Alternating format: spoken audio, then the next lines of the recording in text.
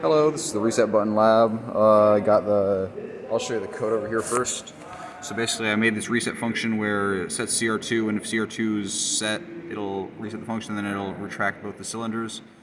Go into the main OB1 to show you what I changed. So basically, I have this OR statement for resetting it. Whether the timer reaches max or the CR2 is set, it'll reset.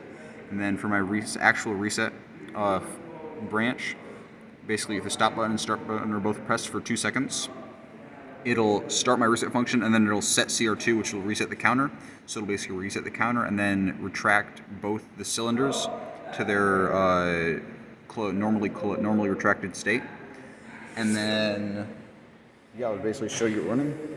So I'll start it up.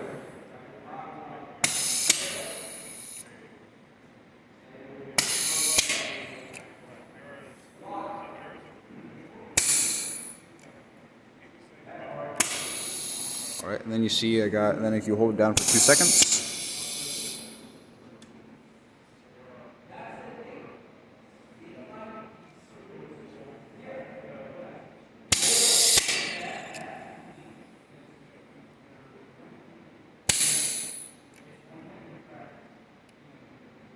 and there you go, hold it down for 2 seconds, they'll both stop. Then you can start back up again.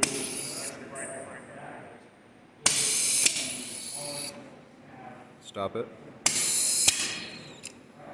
Reset.